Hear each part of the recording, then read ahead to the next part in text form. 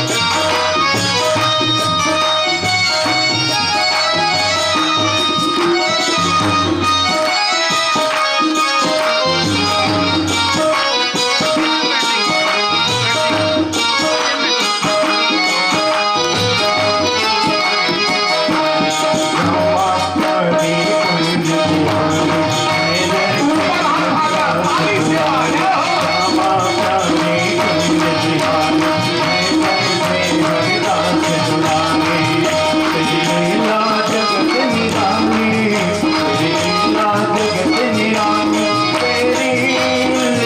दुलारी।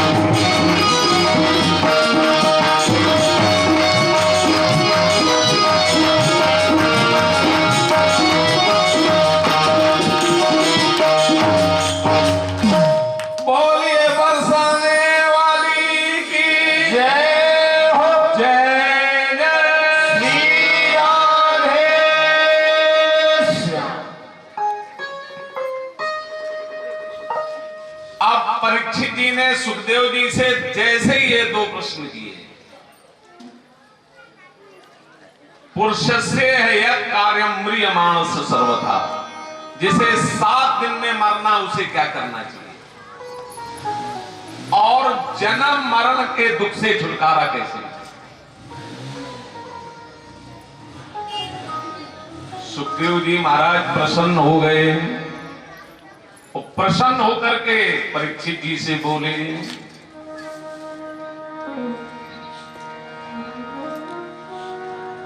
वरीयानेस्ते कृष्णः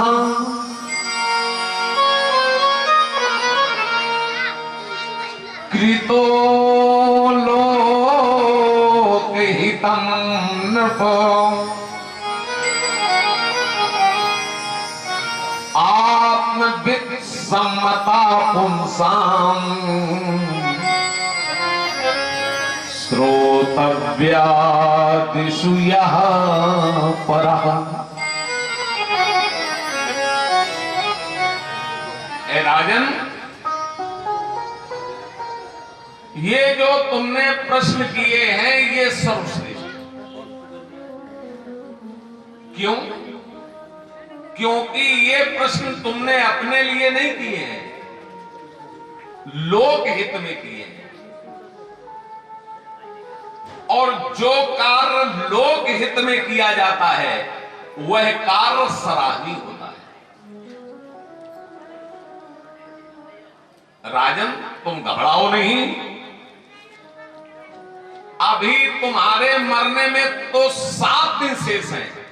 अगर तुम्हारे मरने में 7 घंटे भी शेष होते तो मैं तुम्हारा कल्याण कर देता।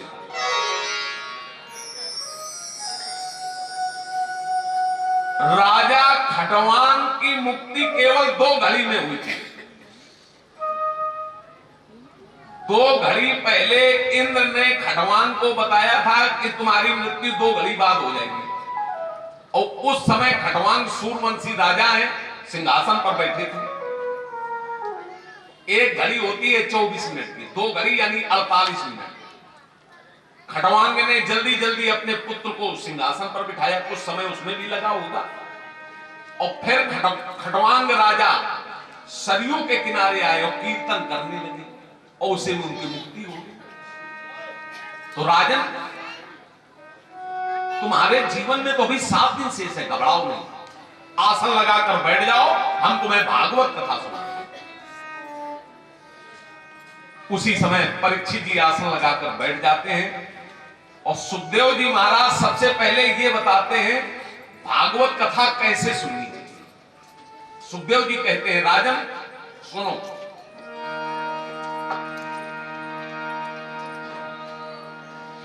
जितासनो जितश्वासो जित संगो जितेंद्रिया स्थूले भगवतो रूपे मनः संधारयेद्रिया।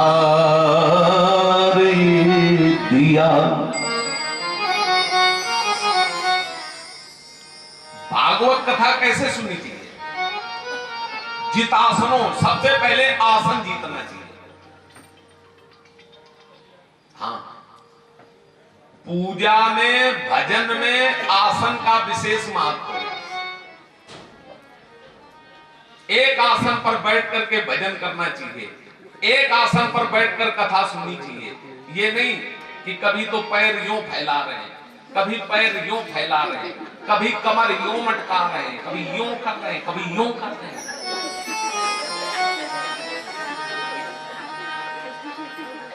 हाँ, और एक बात ध्यान से सुन लो, कुर्सी पर बैठकर कथा नहीं सुननी चाहिए। मान लो जिनके शरीर में मान लो प्रॉब्लम है, तकलीफ है, घुटनों में दर्द होता है, जमीन में बैठ नहीं पाते हैं, तो वो तो बैठे, उन्हें तो आपत्ति काले मर्यादा नास्ति, वो नियम लागू हो जाएगा। और जो पूर्ण रूप से स्वस्थ है और फिर भी आए और कुर्सी पे जम के बैठ गए, सुनाओ कथा, फिर कथा सुनने का क्या लाभ उन्हें मिलेगा? देखो, सुखदेव जी महाराज कह रहे हैं, हम अपनी ओर से तो कह नहीं रहे। जितासनो जितश्वासो, श्वास पर विजय प्राप्त करनी चाहिए प्राणायाम के द्वारा।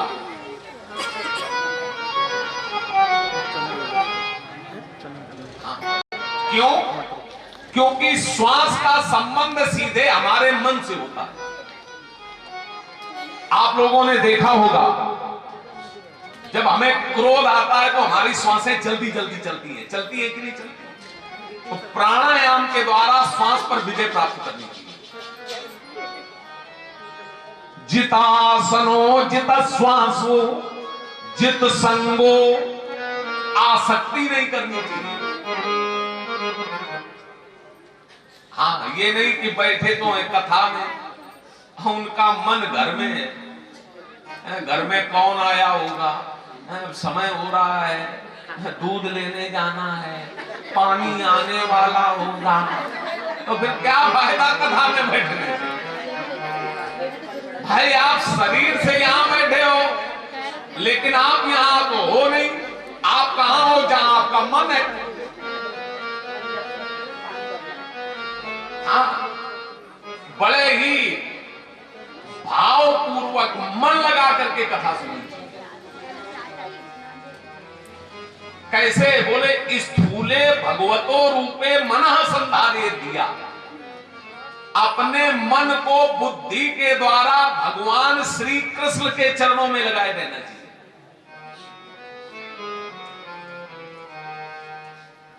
हमारे पास 5 ज्ञानेंद्रियां हैं, 5 कर्मेंद्रियां हैं, 10 इंद्रियां हैं, और इन इंद्रियों पर अधिकार है मन का। और ये जो मन है ये बुद्धि के द्वारा संचालित होता है। बुद्धि के द्वारा अपने मन को भगवान के चरणों में लगाए रखो। आज हमारे समाज में लोगों का एक प्रश्न रहता है, महाराज जी हमारा कथा में मन नहीं लगता, महाराज जी हमारा भजन में मन नहीं लगता।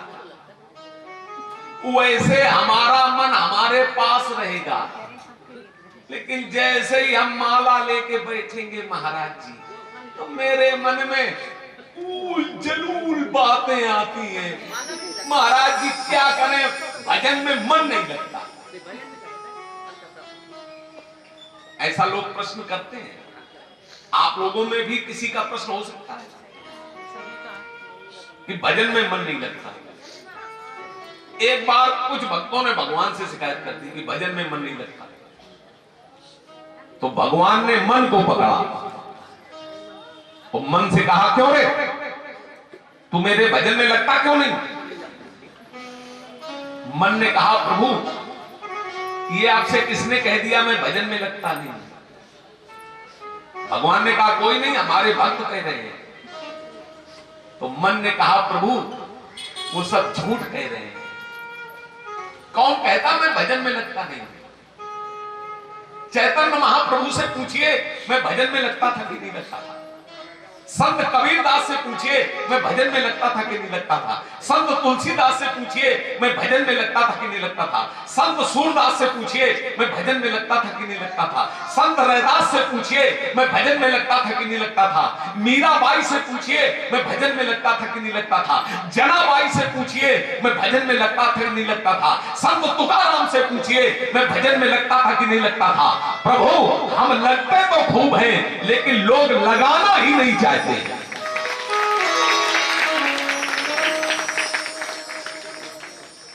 और याद रखना, प्रारंभ में भजन में मन लगता नहीं है, इसे लगाना पड़ता है। और एक बार अगर आपके मन को भजन करने का चस्का लग गया, स्वाद लग गया, तो जब तक आपका ये मन आपसे भजन नहीं करवा लेगा, तब तक आपको चैन नहीं लेने देगा। लेकिन पहले मन को भजन का स्वाद तो लगाओ। और एक प्रार्थना करें आप लोगों से, ये मन लगेगा ही भगवान के चरणों में। ये जो मन है ना, ये संसार में लगने वाला है ही नहीं।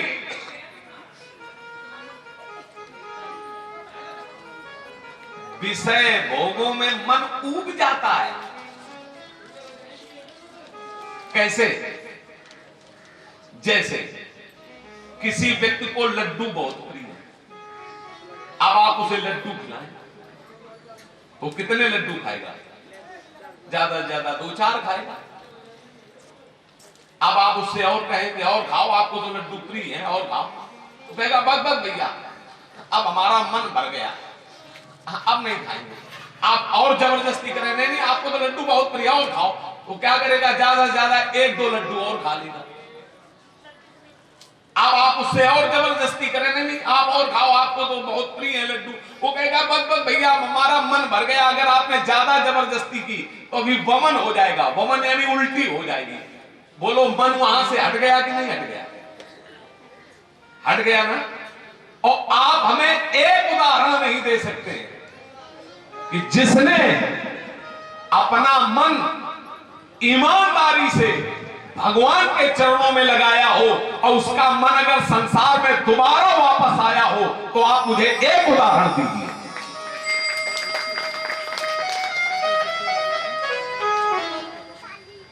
ये जो मन है ना, ये लगेगा ही भगवान के चरणों में, संसार में लगने वाला नहीं है। हाँ, इसलिए मन को भगवान के चरणों में लगाना चाहिए। इसके बाद श्री सुखदेव जी परीक्षित जी को षष्ठी क्रम वर्णन की कथा सुनाते। भगवान विष्णु की नाभि से कमल, कमल के मुख से हुए ब्रह्मा, ब्रह्मा जी तपस्या करते हैं, 4 पुत्रों को जन्म देते हैं, जिनके नाम है सनक, सनंदन, सनातन और सनत कुमार।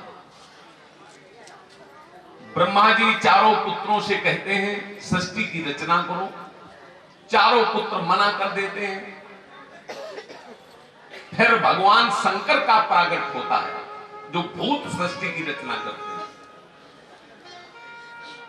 ब्रह्मा जी ने विचार किया ऐसे सृष्टि आगे नहीं बढ़ेगी, तो ब्रह्मा जी ने 10 बेटा शरीर से उत्पन्न किए, जिनके नाम है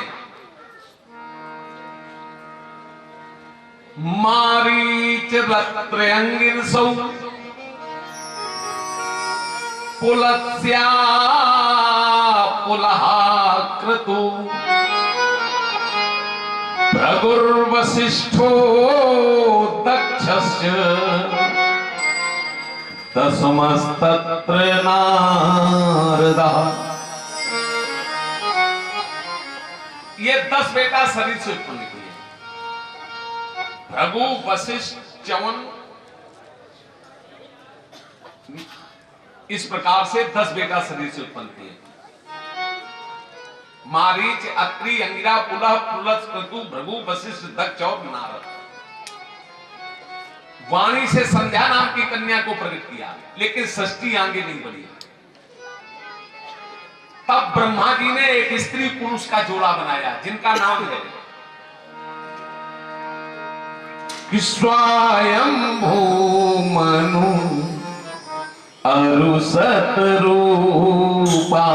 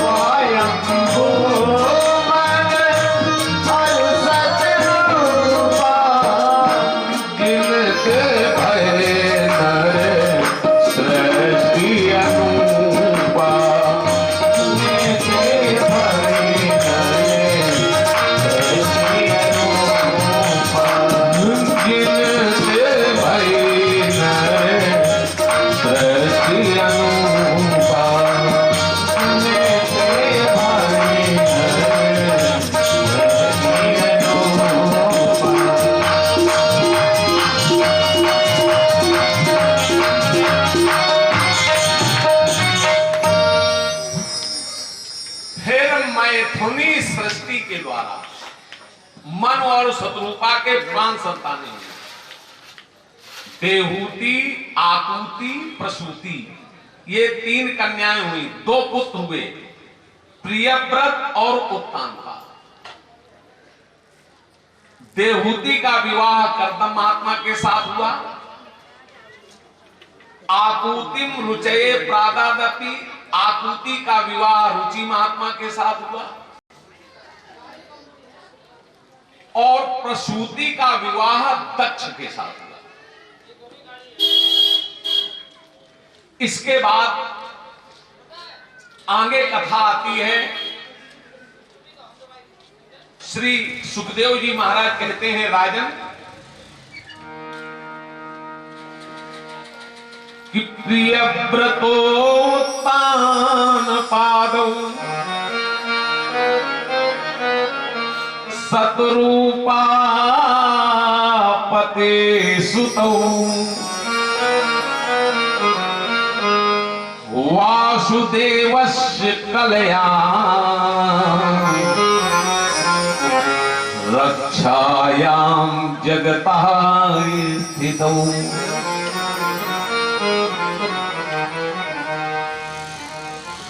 मनु और शत्रुपा जी के जो दो पुत्र हुए, प्रियव्रत और उत्तानपाद। अब उत्तानपाद की कथा भागवत में पहले आती है। क्यों? क्योंकि उत्तानपाद के यहां भक्त ध्रुव आए। श्री सुखदेव जी महाराज परीक्षित जी को उत्तानपाद जी की कथा सुनाते हैं। राजन ध्यान पूर्वक सुने।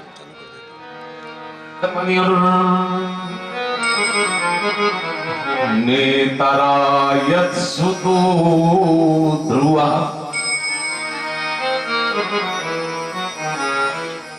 राजा उत्तानपाद के दो रानियां, एक का नाम है सुनीति और एक का नाम है सुरुचि।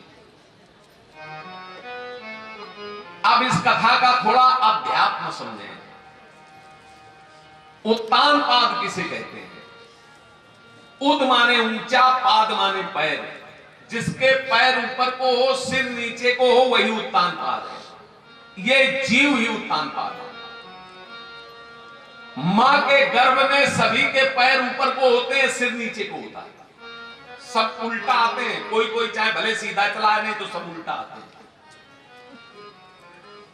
हाँ, यहां पर लोग बढ़िया बढ़िया तकिया लगाते हैं, लेकिन मां के गर्भ में जानते हो, हाँ, लिखा है क्या कि मल मूत्र की थैली के बीच में सिर रखा होता है। हाँ, ये जीव ही उत्तानपाद है। इसके दो रानियां हैं, एक का नाम है सुनीति और एक का नाम है सुरुचि। सुनीति माने क्या होता है? बोले सु माने सुंदर, नीति माने शास्त्र। सुनीति जो है ये शास्त्र के अनुसार जीवन जीने को कहती है। और सुरुचि माने क्या होता है? बोले सु माने सुंदर, रुचि माने इच्छा। सुरुचि जो है ये इच्छा के अनुसार जीवन जीने को कहती है, मनमुखी जीवन जीने को कहती है। अब ये राजा उत्तानपाद सुनीति से प्रेम नहीं करता है। सुनीति को तो महलों के बाहर कर देता है। महलों के बाहर एक बगीचा है, सुनीति वहीं पर झोपड़ी डालकर रहती है। महल से सवा सेर बेघर भेज दिया जाता है, उसी की रोटियां बनाकर खाती है और भगवान का स्मरण करती है। और ये राजा उत्तानपाद सुरुचि के साथ महलों में रहता है, यानी इच्छाओं का दास बना हुआ है। और एक विडंबना देखिए, ये सुनता तो सुनीति की है, नीति माने शास्त्र, सुनता तो शास्त्र की है, लेकिन करता मन की है। कैसे? जैसे शास्त्र में बताया गया झूठ नहीं बोलना चाहिए, और घर में जाएगा तो झूठ बोलेगा। किसी ने पूछा, अरे भाई आप तो कथा में सुनकर आए हो कि झूठ नहीं बोलना चाहिए और घर में आके झूठ बोल रहे हो। तो ये जीव तुरंत बहाना बनाता है, वो सब सतयुग की बातें हैं, कलयुग में झूठ नहीं बोलेंगे तो क्या भूखों मरेंगे। ये लोगों का भ्रम है कि कलयुग में जो सत्य बोलते हैं वो भूखों मरते हैं, वो परेशान रहते हैं। ये भ्रम है, इसे निकाल दो। हाँ, सत्य ने सदैव झूठ को पराजित किया है और सदैव पराजित करता रहेगा। धर्म ने सदैव अधर्म को पराजित किया है और पराजित करता रहेगा। न्याय ने सदैव अन्याय को पराजित किया है और सदैव पराजित करता रहेगा। ये भ्रम दिमाग से निकाल दो। लोग हमसे कहते हैं महाराज आप तो कथा में सुनाते हो, लेकिन समाज में देखो जो जितना झूठ बोल रहा है, जो जितनी बेईमानी कर रहा है, नंबर 2 के धंधे कर रहा है, वो उतनी ही ऊंचाई पर पहुंच रहा है। और आप कहते हो कि ऐसा नहीं है। तो एक बात आप लोग ध्यान से सुन लें, कलयुग ने एक व्यवस्था दे रखी है। क्या व्यवस्था दे रखी है? कलयुग कुछ दिन जो झूठ बोलता है, उल्टे सीधे मार्ग पर चलता है, नंबर 2 का बिजनेस करता है, बेईमानी द्वारा धन घर में लाता है, तो कलयुग कुछ दिन तो उनका बहुत साथ देता है। और साथ देने के बाद ऊंचाई पर ले जाता है, ऊंचाई पर। और जब बहुत ऊंचाई पर पहुंच जाता है, फिर कलयुग ऊपर से धक्का देता है। और जैसे ही धक्का देता है तो ये धड़ाम से जमीन में गिरता है और चकनाचूर हो जाता है।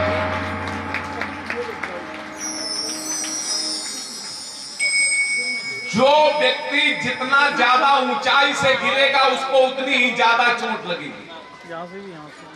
इसलिए ये बात दिमाग से बिल्कुल निकाल देनी चाहिए कि बेईमानी करने वाले की उन्नति होती है, झूठ बोलने वाले की उन्नति होती है, नंबर 2 के बिजनेस करने वाले की उन्नति होती है। कुछ उन्नति नहीं।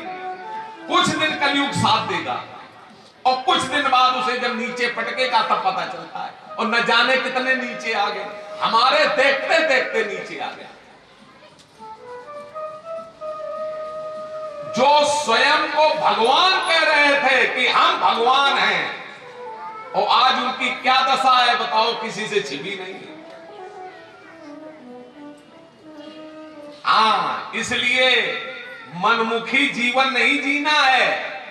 ये जो जीवन है शास्त्र के अनुसार जीना है, वैदिक सदाचार के अनुसार। हमारे वेदों में जो सदाचार बताया गया है उसी सदाचार के अनुसार जीवन जीना है, तभी कल्याण होगा जीव का। और नहीं तो जीव ऐसे ही भटकता रहेगा। लोग कहते हैं महाराज सुनीति के पुत्र का नाम था ध्रुव और सुरुचि के पुत्र का नाम उत्तम। अगर हम सुरुचि से प्रेम करेंगे तो फल उत्तम मिलेगा, उत्तम। और सुनीति से प्रेम करेंगे ध्रुव मिलेगा, ध्रुव। लेकिन जीव का यह भी भ्रम है, सुरुचि से प्रेम करोगे तो फल तो उत्तम मिलेगा, यह सत्य है, उत्तम फल मिलेगा, क्षणिक सुख मिलेगा। लेकिन उत्तम को बीच में ही यक्षों ने मार दिया, बीच में मार दिया गया था ना उत्तम। और अगर सुनीति से प्रेम करोगे तो फल मिलेगा ध्रुव। ध्रुव माने अटल, अविनाशी, ऐसा फल मिलेगा जो नष्ट ही नहीं होगा। हाँ? मनमुखी जीवन जियोगे तो क्षणिक सुख मिलेगा, लेकिन उस क्षणिक सुख के लिए करोड़ करोड़ वर्षों नरकों में बाद में रहना पड़ेगा। यहां का क्षणिक सुख भोगने के लिए क्यों करोड़ करोड़ वर्ष नरकों में रहने का अपना विधान बना रहे हैं? इसलिए सुनीति से प्रेम करना है, हमें शास्त्र के अनुसार जीवन जीना है, मनमुखी जीवन नहीं जीना है। बोले खाओ पियो मौज करो, जिंदगी मिली कि ना मिली दोबारा,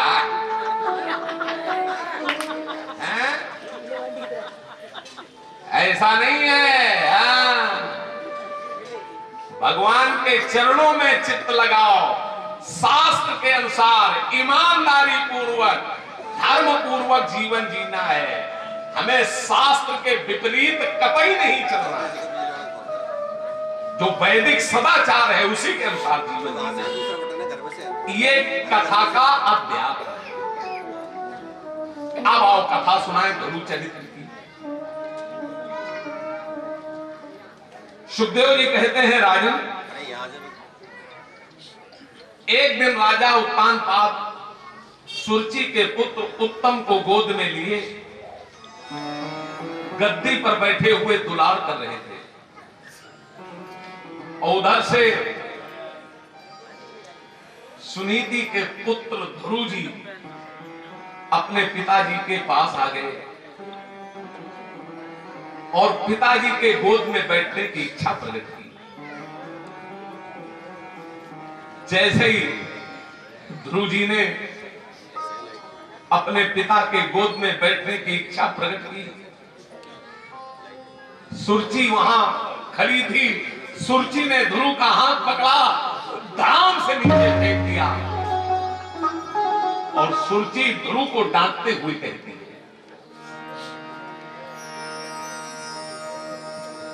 कि बालो शिवत्नात्मं नमन स्त्री गर्भ संभृतम नूनम वेद भवान दुर्लभी अर्थी मनोरथा। ऐ बालक, तो अभी नादान है, तुझे मालूम नहीं तूने किसी दूसरी स्त्री की कोख से जन्म लिया है, तभी तो ऐसी दुर्लभ इच्छा की कामना कर रहा है। सुन, तू इस पिता की गोद में नहीं बैठ सकता, तू इस सिंहासन पर नहीं बैठ सकता। गुरु जी खड़े हुए बोले, क्यों मां, हम इन पिता की गोद में क्यों नहीं बैठ सकते? हम इस सिंहासन पर क्यों नहीं बैठ सकते? क्या मेरी मां महाराज की रानी नहीं? क्या मैं महाराज का बेटा नहीं? जैसे इतना कहा, सुरची बोली, सुन, तेरी मां महाराज की रानी नहीं है, महाराज की रानी हूं तो मैं हूं। अरे तेरी मां तो ऐसी है जैसे एक राजा की बहु पत्नियां हुआ करती। और सुन, अगर तू इन पिता की गोद में बैठना चाहता है, इस सिंहासन पर बैठना चाहता है, तो तुझे एक काम करना होगा। सुरची ध्रुव से कहती है, क्या काम करना होगा? सुनो कि तपसा आराध पुरुषम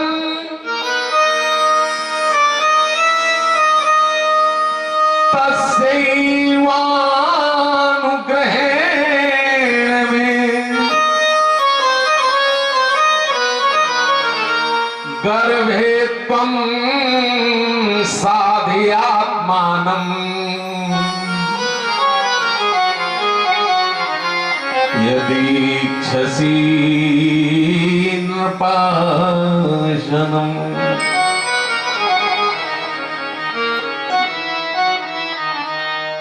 अगर तू इन पिता की गोद में बैठना चाहता है, इस सिंहासन पर बैठना चाहता, तो एक बात कान खोलकर सुन। तपसा आराध पुरुषम, जंगल जा, और जंगल में जाकर के तपस्या कर, और तपस्या करने के बाद परम पुरुष नारायण की आराधना कर और उनसे वरदान प्राप्त कर। क्या वरदान प्राप्त कर? कि मेरा जन्म मेरी मौसी की कोख से हो जाए, इसके बाद मर, और मरने के बाद तू मेरी कोख से जन्म ले, तब तू इन पिता की गोद में बैठ सकता है, इस सिंहासन पर बैठ सकता है। वरना तुझे बैठने का कोई अधिकार नहीं।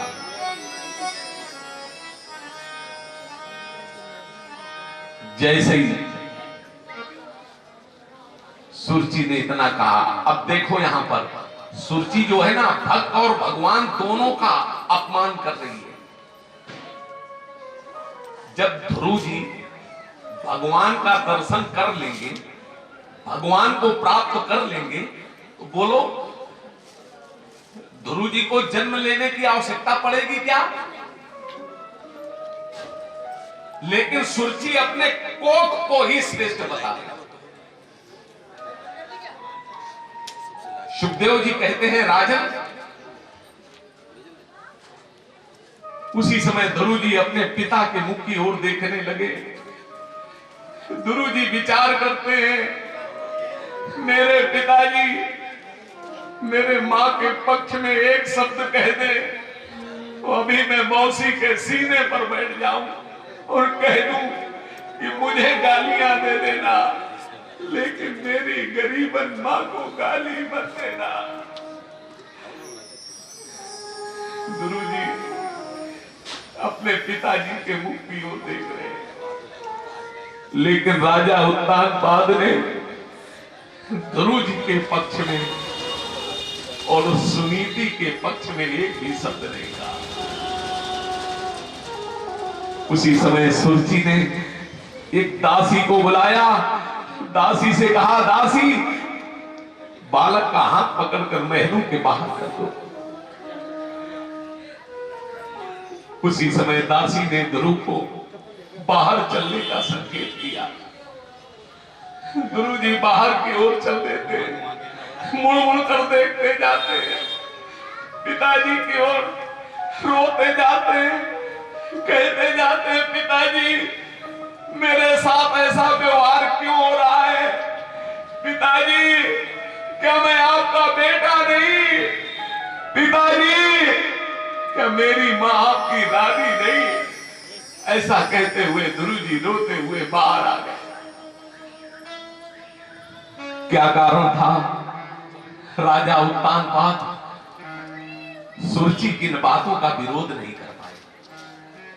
उसका कारण था, जो व्यक्ति जितना ज्यादा भोगी होता है उतना ही वो स्त्री के अधिक गुलाम रहता है।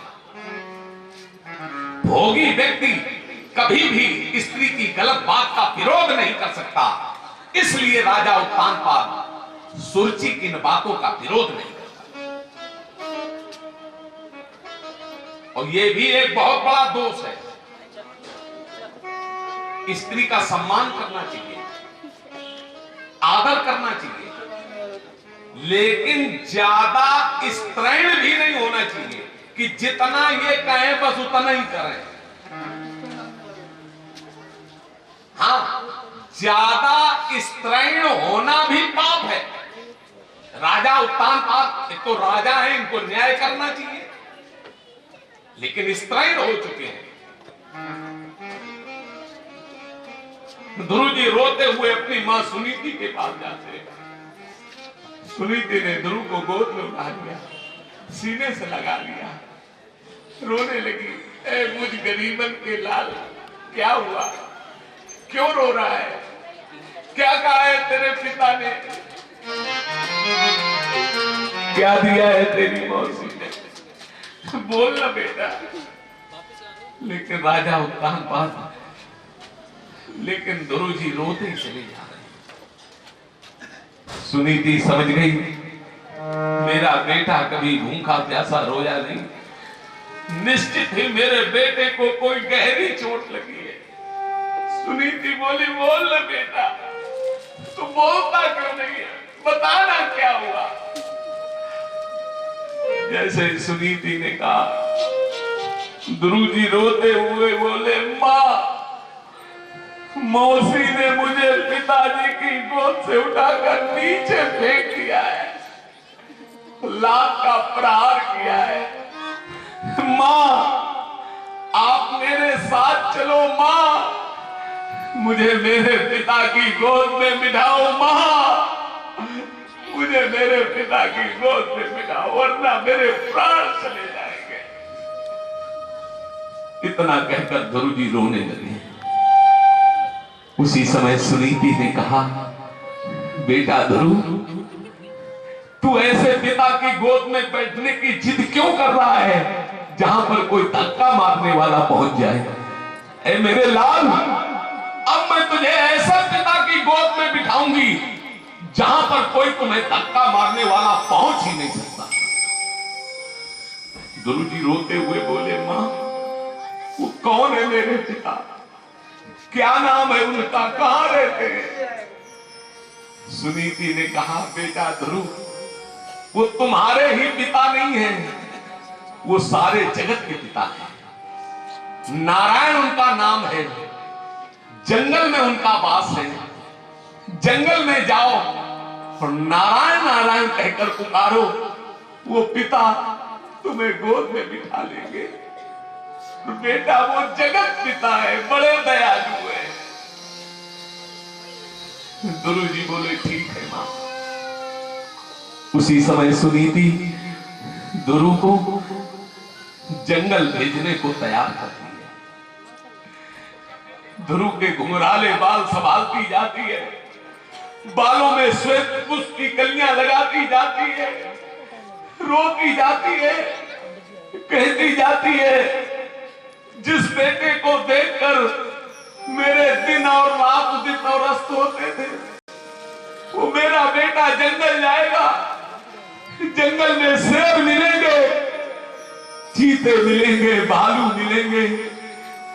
मेरा बेटा डरेगा, रोएगा, मां मां कहकर कौन पुकारेगा? मेरे बेटे को कौन धीरज देगा? सुनीति रोती जाती है, फिर भी ध्रुव जी को जंगल भेजने को तैयार करती है। सुखदेव जी कहते हैं, राजन, ध्रुव जी जंगल जाने को तैयार हुए और ध्रुव जी ने अपने मां के चरणों में मस्तक रखकर दंडवत प्रणाम किया। उसी समय सुनीति ने दोनों हाथ रख करके आशीर्वाद दिया, कहा, जा मुझ गरीबन के लाल, तुझे मेरा आशीर्वाद लगे, तेरे जीवन में मंगल ही मंगल हो। और ध्रुव जी जंगल की ओर चल देते हैं। सुनीति भी पीछे पीछे जाती है। जो महलों से सवा शेर बेझर आता है ना, वो चिड़ियों को चुनाती है। सुनीति रो रो कर कहती है, बन के पशु पक्षियों, मेरा छोटा सा बालक जंगल आ रहा है, मेरे बेटे की रक्षा करना। हे बन के देवी देवताओं, मेरा छोटा सा बालक जंगल आ रहा है, मेरे बेटे की रक्षा करना। और सुनीति वहीं पर खड़ी खड़ी रोती रहती है। इधर श्री ध्रुव जी महाराज गहन वन में प्रवेश कर जाते हैं। इधर भगवान को चिंता होती है। भगवान नारद जी को बुलाते हैं और नारद जी से कहते हैं, नारद, एक छोटा सा बालक मुझसे मिलने के लिए जंगल आ रहा है और तुम्हें मालूम है कि मैं बिना गुरु कृपा के मिलता नहीं, तो जाओ, जाकर के उसको मेरे नाम की दीक्षा दो और मुझसे मिलने की विधि बताओ। उसी समय ध्रुव जी, श्री नारद जी ध्रुव जी के पास आ रहे हैं। सारे वातावरण में नारायण शब्द की गूंज हो रही है। श्रीमन नारायण नारायण नारायण, श्रीमन नारायण नारायण नारायण, लक्ष्मी नारायण नारायण नारायण।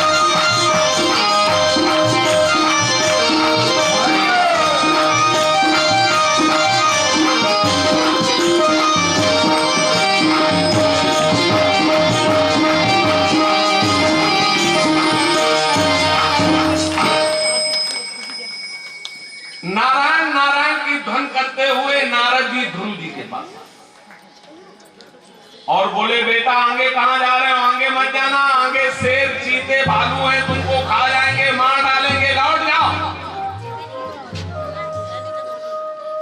जैसे नारद जी ने इतना कहा, उसी समय ध्रुव जी ने नारद जी के चरणों में दंडवत प्रणाम किया और प्रणाम करके कहा बाबा भगवान के लिए ऐसा मत बोलना। क्यों? क्योंकि बाबा जिस समय मैं घर से चला हूं तो मेरी मां ने मेरे ऊपर दोनों हाथ रख करके आशीर्वाद दिया है और कहा है जा बेटा तेरे जीवन में मंगल ही मंगल। और बाबा शास्त्र ऐसा कहता है कि जो बालक अपने माता पिता का आशीर्वाद प्राप्त कर लेता है उसे संसार में किसी के आशीर्वाद की आवश्यकता ही नहीं होती है, क्योंकि सारे आशीर्वाद तो माता पिता के अंदर निवास करता। इसलिए बाबा मेरे जीवन में कोई अमंगल घटना आ ही नहीं सकती। जैसे ध्रुव जी ने इतना कहा, नारद जी प्रसन्न हो गए और प्रसन्न होकर के ध्रुव जी को 12 अक्षर मंत्र ओम नमो भगवते वासुदेवाय इस मंत्र की दीक्षा दी और कहा बेटा यहां से आगे जाना, मधुवन नाम का वन है और यमुना के किनारे वट वृक्ष के नीचे बैठकर इसी 12 अक्षर मंत्र का जप करना और भगवान की तुम पर शीघ्र कृपा होगी। उसी समय ध्रुव जी मधुवन में जाते हैं और यमुना के किनारे वट वृक्ष के नीचे बैठकर इसी मंत्र का जप करते हैं। कभी भी आप लोग मथुरा वृंदावन जाएं तो मथुरा से थोड़ा आगे निधिवन नाम का वन है, मधुवन, और वहां यमुना के किनारे ध्रुव जी की आज भी तपस्थली बनी हुई है। वहां पर जरूर माथा टेक कर आए, बड़ा पुण्य मिलता है। ध्रुव जी तपस्या कर रहे हैं। कैसे तपस्या कर रहे हैं? सुखदेव जी महाराज कहते हैं तिदा प्रांते कपित्थ बदरासना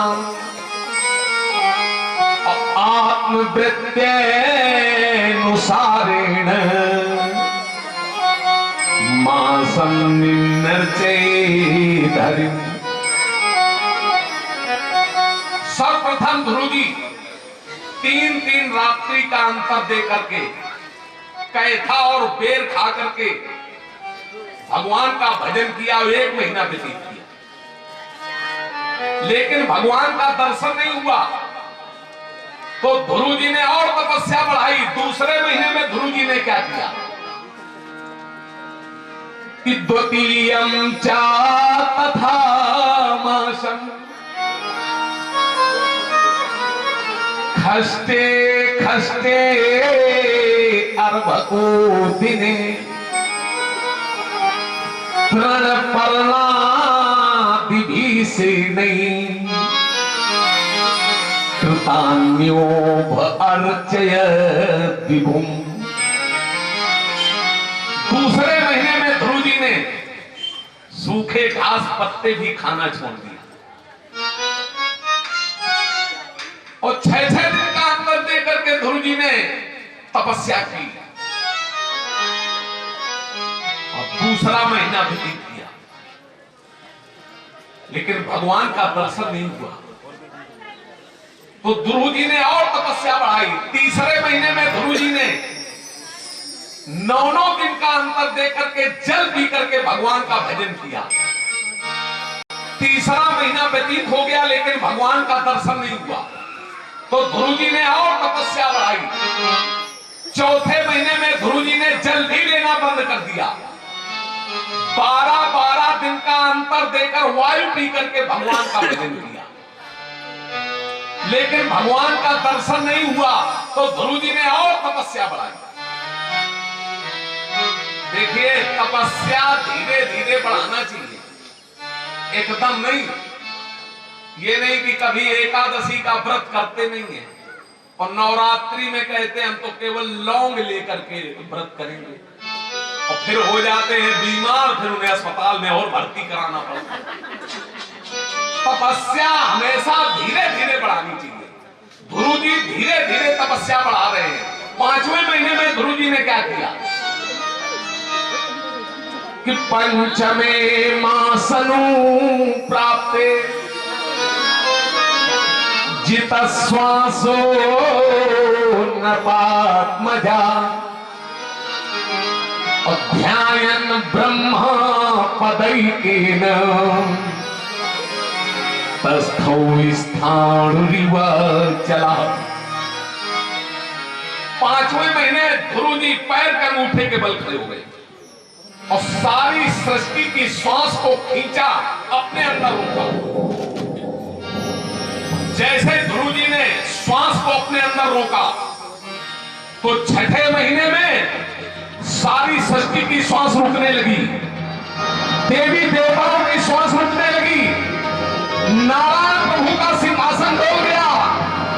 नारायण प्रभु ने देखा, अरे कृष्ण ने मेरे सिंहासन को हिला दिया। नारायण प्रभु ने देखा, मेरा भक्त और नारद का शिष्य ध्रुव है। उसी समय नारायण प्रभु दौड़ते हुए आए और ध्रुव जी के सामने प्रकट हो गए। बोलो भक्त और भगवान की जय, बोलो भक्त और भगवान की जय, बोलो भक्त और भगवान की जय।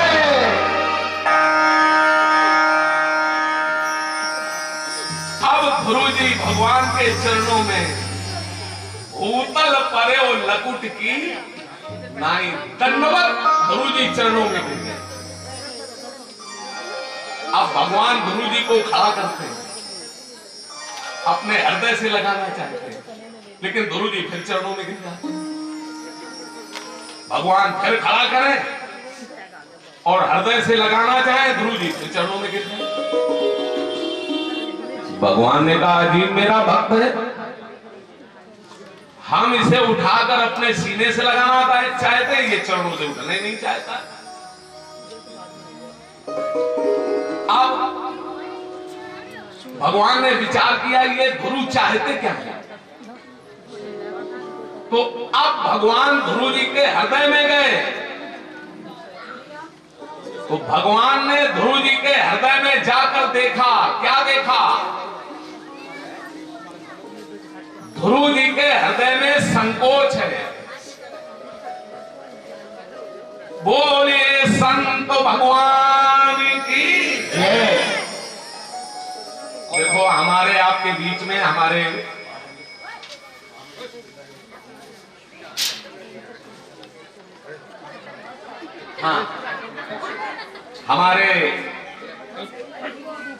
महाराज श्री श्री 1008 श्री जगदीशानंद जी महाराज, जो महामंडलेश्वर है, हमारे आपके बीच में पधारे हुए हैं। हम अपने भक्तों की ओर से और अपनी ओर से महाराज जी के चरणों में दंडवत प्रणाम करते हैं और भक्तों से निवेदन है, ताली बजा करके महाराज जी का जोरदार स्वागत करें। कितनी बड़ी कृपा है, हाँ? जो खाटू श्याम जी से हमारे पूज्य श्री महाराज जी पधारे हुए हैं, हमें आपको दर्शन दे रहे हैं। हाँ, वहां खाटू श्याम में ब्रह्म आश्रम महाराज जी का बना हुआ है, वहां से पधारे हुए हैं। बड़ी कृपा है। अब महाराज जी को आदर से लाया जाए, सब लोग स्वागत सम्मान करें। हमारे भक्त जोरदार ताली बजाकर महाराज जी का स्वागत करें। ये बड़ा सौभाग्य है जो हमें आपको संतों के दर्शन हो रहे हैं, इन महापुरुषों के दर्शन हो रहे हैं। हाँ, ये भगवान की कृपा है। बिनु हरि कृपा मिले नहीं संता। संतों के दर्शन भगवान की कृपा का फल है। महाराज जी पधारे हुए हैं। महाराज जी धन्यवाद। अंकल जी थोड़ा सा, अंकल जी, अंकल जी।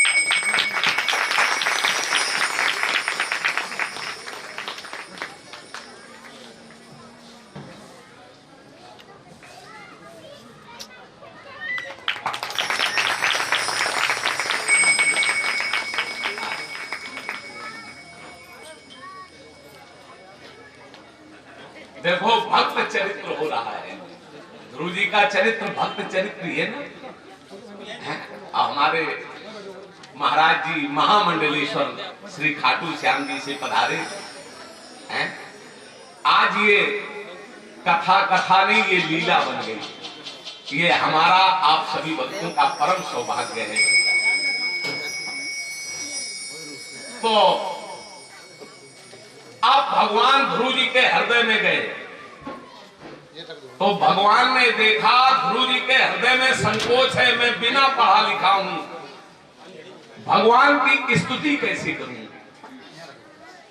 तो भगवान अपने हाथ में 5 जन नाम का शंख लिए थे, ध्रुव जी के कपोलों से लगाए और जैसे ही शंख को कपोलों से लगाया तो ध्रुव जी की वाणी फूट गई। ध्रुव जी ने भगवान की बड़ी दिव्य स्तुति की।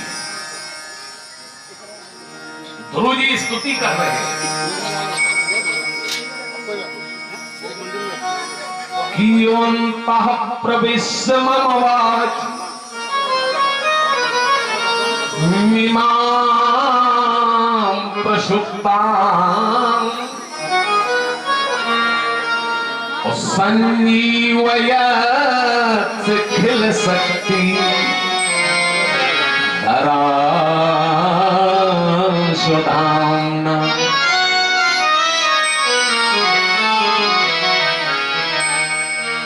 अन्यास्त हस्तचरण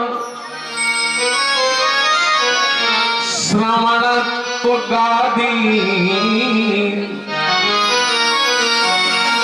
प्राणान् नमो भगवते पुरुषाय तुभ्यम्।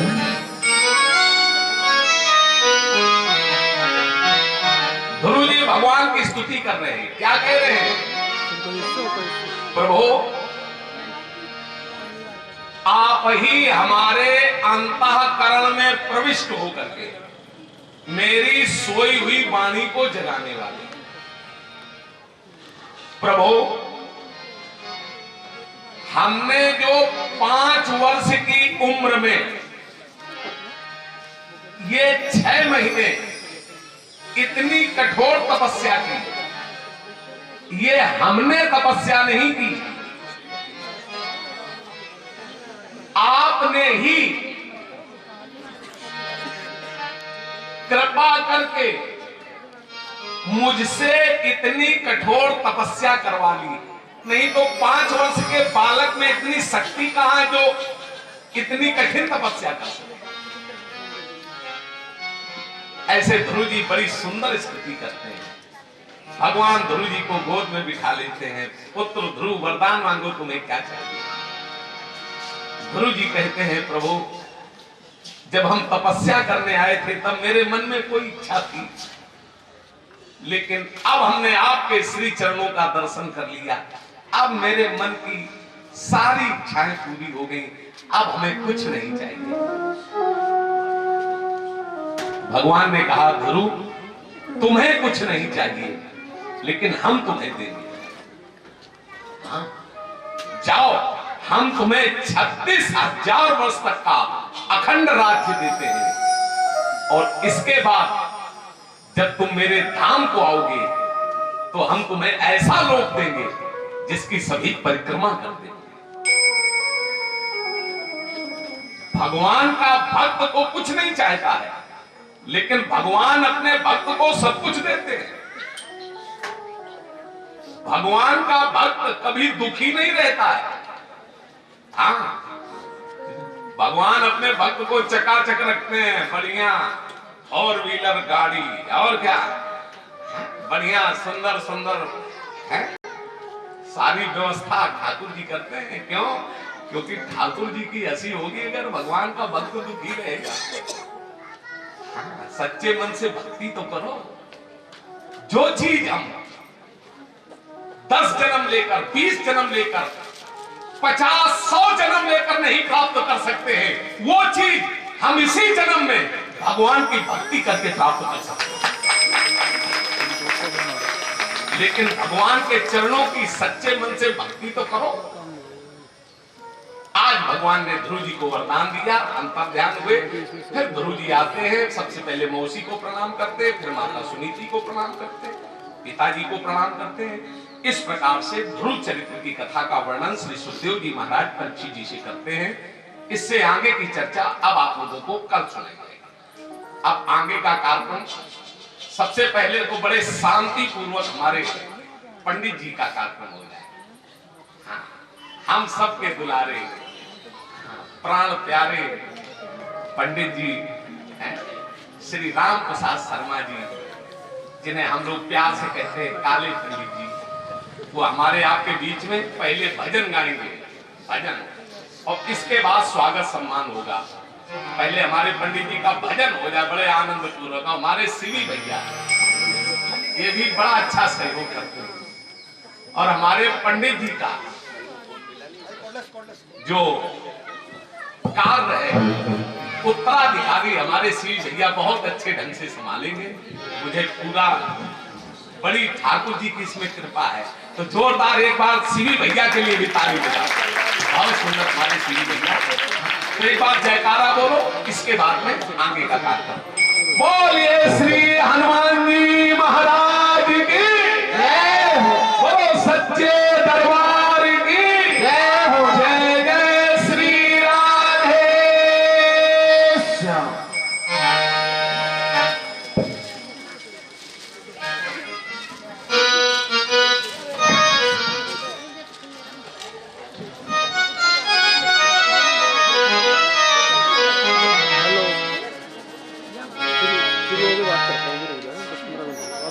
बोलो सांचे दरबार की जय। बड़े ही आनंद का समय आज हमारे इस क्षेत्र को, आई हुई संगत को आशीर्वाद देने के लिए हमारे बीच में परम आदरणीय, परम पूजनीय श्री जगदीशानंद जी महाराज महामंडलेश्वर खाटू के चरणों में विराजमान, जिनका आशीर्वाद, जिनकी कृपा हम सब भक्तों पर बनी हुई है। व्यासपीठ पर विराजमान परमादरणीय, परम पूजनीय स्वामी जी महाराज, इस स्थान पर विराजमान पूजने योग्य आई हुई संगत, जिनकी कृपा और जिनके आशीर्वाद से इस क्षेत्र पर प्रभु चरणों की बड़ी कृपा हो रही है। क्योंकि संतों ने अपने श्रीमुख से कहा है कि मेरा वास और निवास वहीं पर है जहां पर प्रभु नाम की भक्ति, प्रभु नाम का सत्संग, प्रभु नाम की कथा, प्रभु नाम का कीर्तन हो, मैं वहीं पर आकर विराजमान होता। और ऐसी कृपा, सत्संग तो हो ही रहा है, भजन तो हो ही रहे हैं, कथा तो हो ही रही है, लेकिन सबसे बड़ी कृपा है कि जहां संतों के दर्शन हो जाएं, वहां पर प्रभु की कृपा हमेशा बनी रहती है। तो इसलिए आइए सबसे पहले ठाकुर जी को अपना बनाते, संसार को नहीं, ठाकुर जी, और बड़े प्रेम भाव और श्रद्धा के साथ पहले अपने मन, वाणी और बुद्धि को पवित्र करेंगे। उसके बाद समय के अनुसार 1 या 2 भजन होंगे। उसके बाद आए हुए अतिथियों का मान सम्मान होगा, और समय का विशेष ध्यान रखते हुए ठाकुर चरणों की आरती होगी। तो बड़े आनंद के साथ, भाव के साथ सबने मेरे साथ कहना है, गोविंद मेरो है, गोपाल मेरो है, गोविंद मेरो है, गोपाल मेरो उसका नाम जरूर लीजिए, क्योंकि जब जिब्बा से नाम लोगे ना, मन भी पवित्र, बुद्धि भी पवित्र और वो स्थान भी पवित्र हो जाता है। इसलिए गोविंद मेरो है, गोपाल मेरो है, गोविंद मेरो है, गोपाल मेरो है, मेरे बाके बिहारी नंदलाल मेरो है, मेरे बाके बिहारी नंदलाल मेरो है।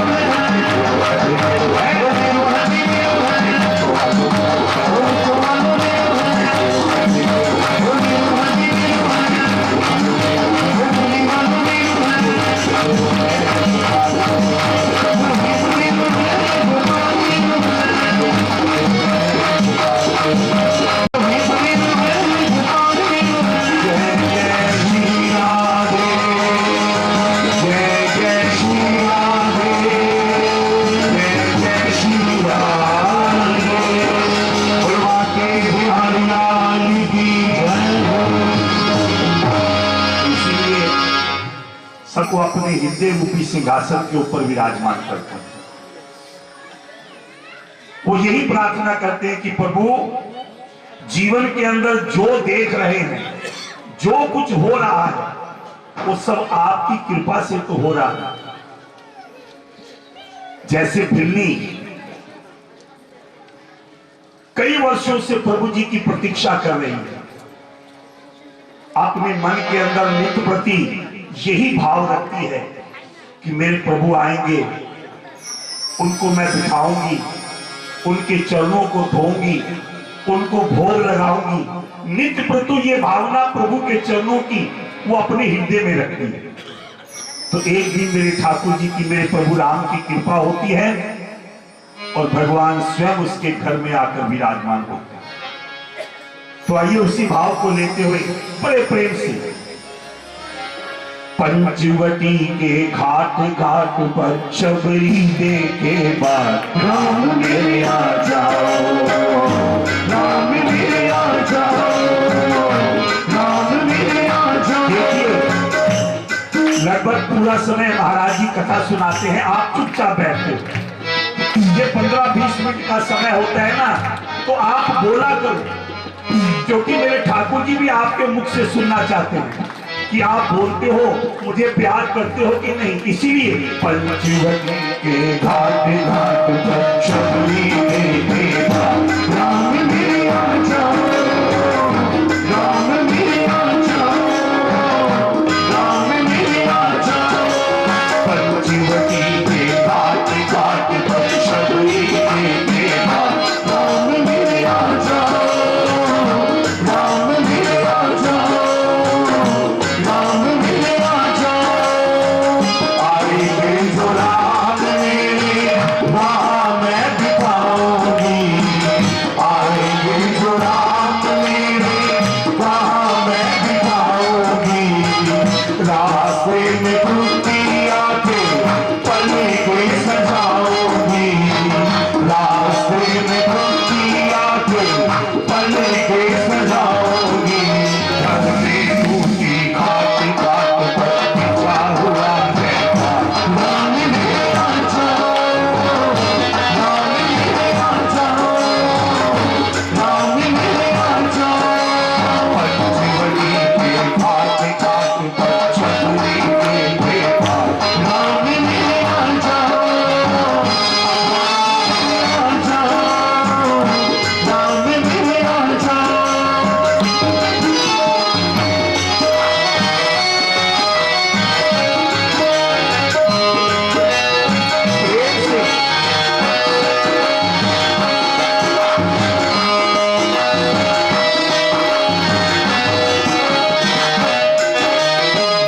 आएंगे जो राम मेरे देवी चढ़ाओगी, आएंगे जो राम मेरे देवी चढ़ाओगी। चुने चुने फूल सुंदर हारी बनाओगी, चुने चुने फूल सुंदर हारी बनाओगी। फूलों का है हार हार बना हुआ है राम मेरे आ जाओ, राम मेरे आ जाओ, राम मेरे आ जाओ। पंचवटी के घाट घाट पर शबरी दे के बाद राम मेरे आ जाओ, राम मेरे आ जाओ, राम मेरे आ जाओ।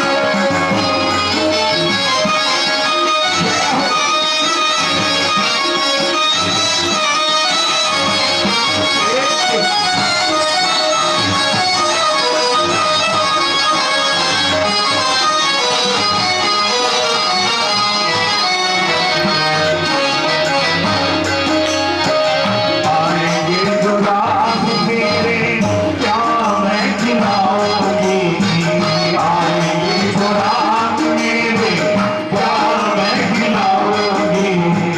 चंद चंद बेरी को पतल में सजाऊंगी, चंद चंद बेरी को पतल में सजाऊंगी। हरे भरे हैं पेड़ तेरे पर तेरी है राम मेरे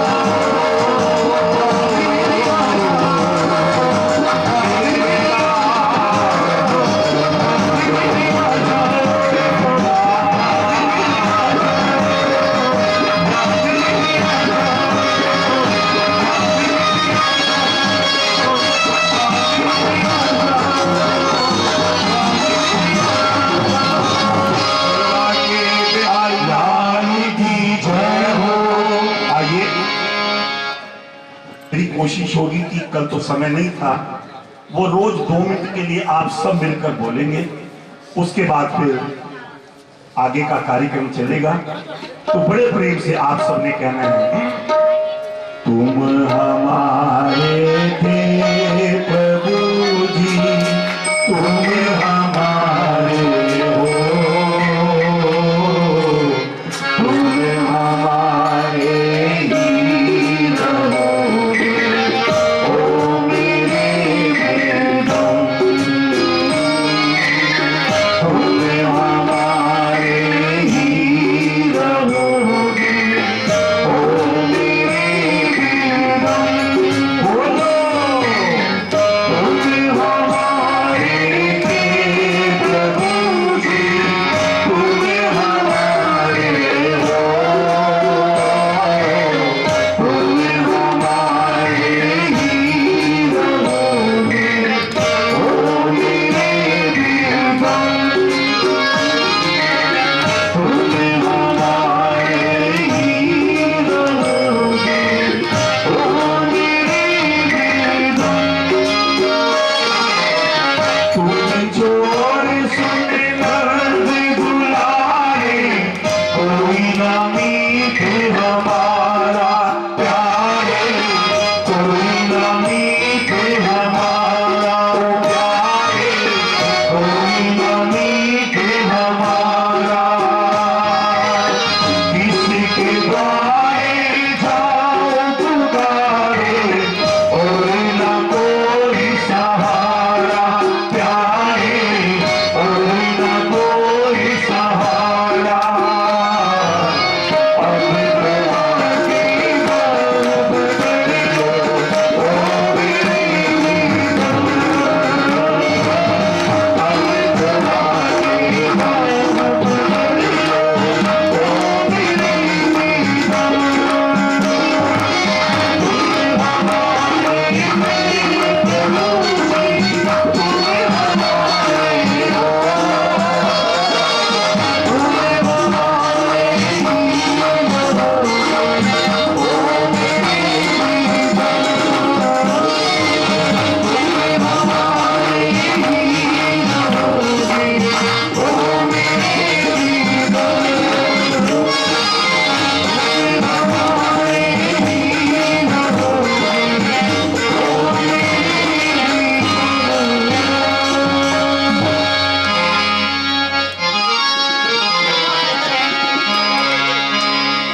अब बहुत बहुत धन्यवाद है, कृपा कर आए, महाराज जी का स्वागत करें, महाराज जी का आशीर्वाद प्राप्त करें, जिससे कि इसी प्रकार हम ठाकुर चरणों में लगे रहें। बालाजी महाराज की, खाटू श्याम जी की कृपा और दृष्टि हम पर बनी रहे। आप सबका बहुत बहुत स्वागत है हमारे इस श्रीमद् भागवत जी की कथा के अंतर्गत।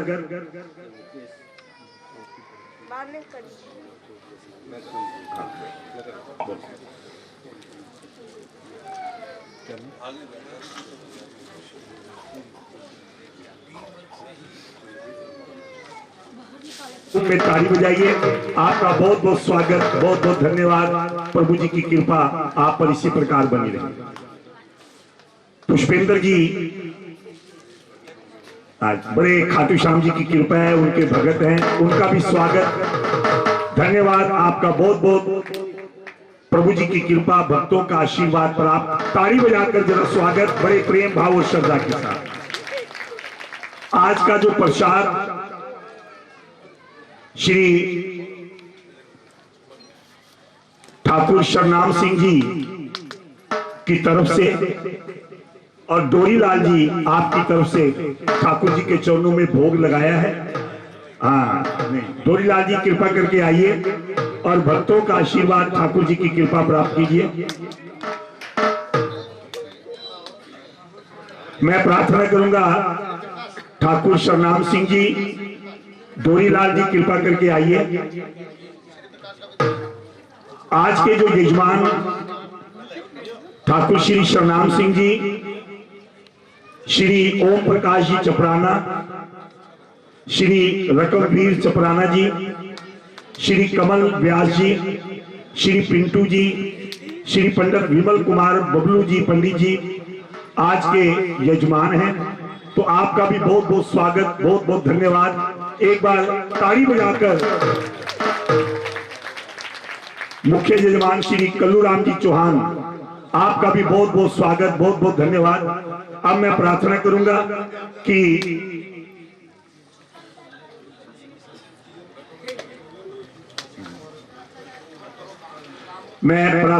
श्री विकास प्राशर जी, उपाध्यक्ष ब्राह्मण सभा, ये गुलाबी बाग से स्वागत करेंगे महाराज जी का स्वागत करेंगे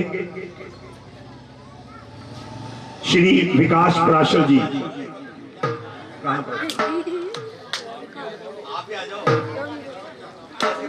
स्वागत कीजिए क्योंकि समय अब चलने जा रहा है और बड़े प्रेम से आरती भी अब प्रारंभ होगी 2-4 मिनट के लिए।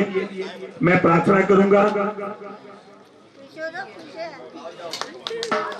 आरती के लिए सिर्फ जिनके नाम वो ठाकुर जी का आशीर्वाद प्राप्त कीजिए।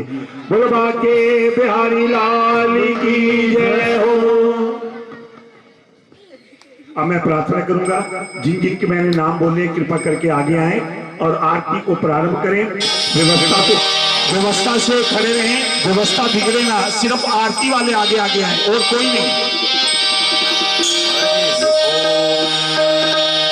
चंद्रमहमन सोजात चक्षुः भोजो वजायत श्रोत्राद्वायुष प्राणस्य मुखात् निरजायत।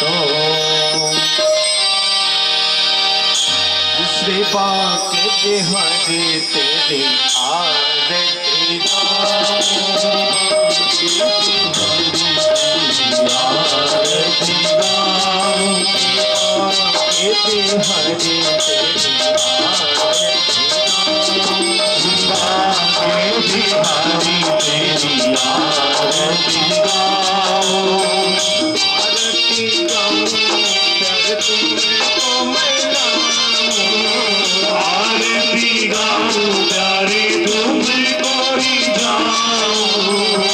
आपको मनाओ भगवान आप और जाओ, आपको मनाओ भगवान आप और जाओ।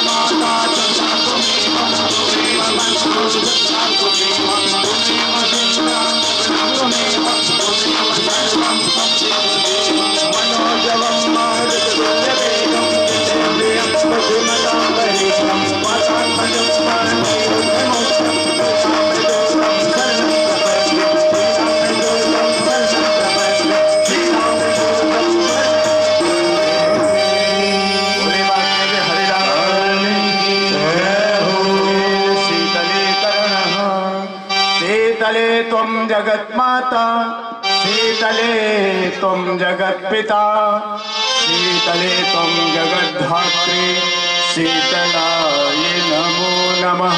अर्घ्यं समर्पयामि। आए हुए पीछे प्रसाद की व्यवस्था प्रारंभ हो गई है। कृपा करके व्यवस्था बनाते हुए एक ही पंक्ति बनाकर ठाकुर जी का प्रसाद लें। किसी प्रकार की कोई जल्दबाजी ना करें, क्योंकि ठाकुर जी का प्रसाद बड़ी ही कृपा से प्राप्त होता है। किसी प्रकार का कोई धक्का मुक्की नहीं, किसी प्रकार की कोई जल्दबाजी नहीं। हमारे बीच में कोई बुजुर्ग माताएं बहनें हैं, कृपा करके पहले उनको आगे पंक्ति लगाकर प्रसाद दीजिए।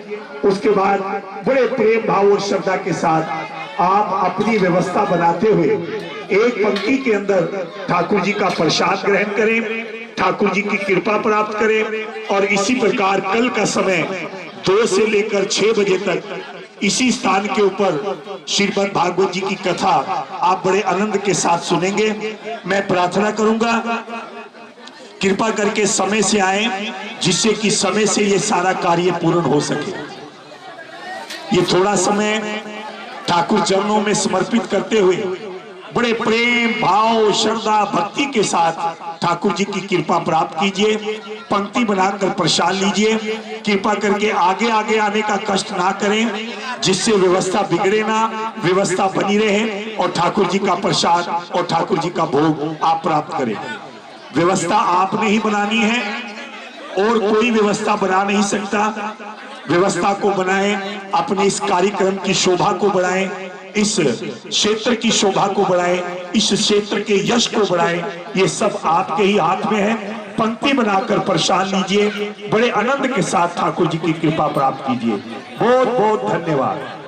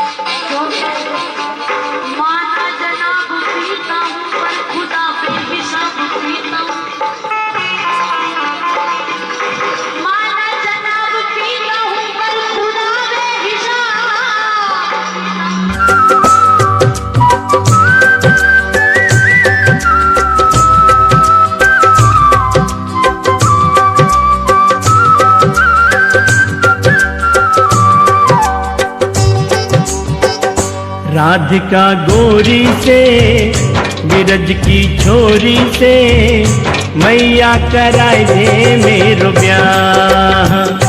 राधिका गोरी से बिरज की छोरी से मैया कराए दे मेरो ब्याह। उम्र तेरी छोटी है, समझ तेरी भोली है, कैसे कराए दो तेरो ब्याह। उम्र तेरी छोटी है, समझ तेरी भोली है, कैसे कराए दो तेरो ब्याह।